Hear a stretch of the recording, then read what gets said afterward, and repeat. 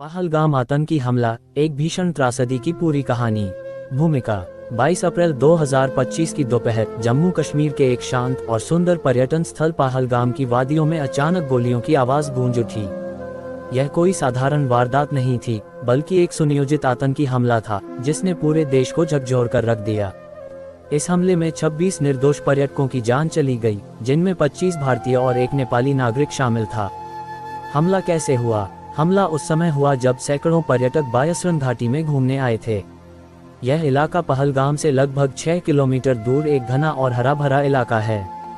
दोपहर करीब 3 बजे सेना की वर्दी में 5 आतंकवादी जंगलों से बाहर आए और पर्यटकों को रोककर उनसे पहचान पत्र दिखाने को कहा। फिर उन्होंने धार्मिक आधार पर पर्यटकों की पहचान करनी शुरू की। जो लोग कलमा नहीं पढ़ पाए या जिनकी खतना की जांच में वे गैर मुस्लिम पाए गए, उन्हें करीब से गोली मार दी गई। कुछ को उन्होंने मारने से पहले अपमानित किया और कैमरे पर वीडियो रिकॉर्ड किया। हमले का उद्देश्य साफ था, धार्मिक घृणा फैलाना और दहशत पैदा करना। स्थानीय लोगों की बहादुरी। इस त्रासदी के बीच एक स्थानीय घोड़ा चालक गाइड ने पर्यटकों को बचाने की कोशिश की।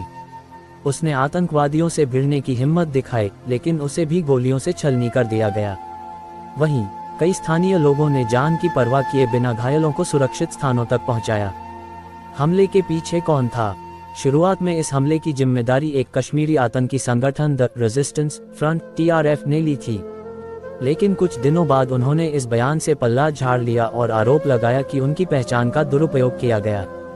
भारतीय खुफिया एजेंसियों की जांच में ये सामने आया कि यह हमला पाकिस्तान स्थित आतंकी संगठन लश्कर-ए-तैयबा लेड के वरिष्ठ कमांडर सैफुल्लाह कसूरी उर्फ खालिद द्वारा सुनियोजित था।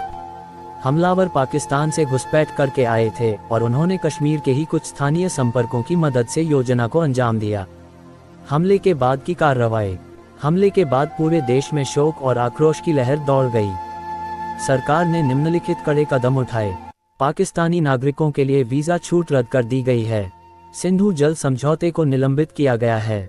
पाकिस्तान से लगी LOC के एक हिस्से को सील कर दिया गया है।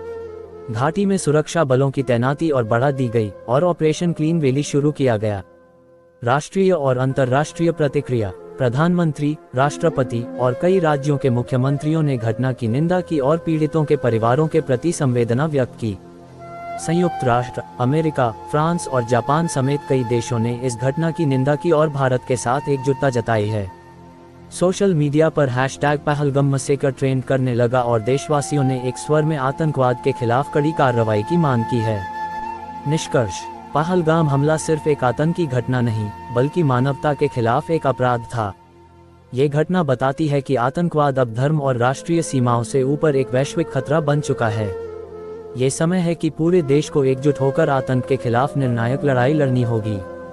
अतः आपको ये घटना की जानकारी सही लगा तो चैनल को सब्सक्राइब करके बेल आइकन को दबाना ना भूले और लाइक करें, शेयर करें और कमेंट करना ना भूले, जिससे आपकी जानकारी हमें मिलती रहेगी। धन्यवाद।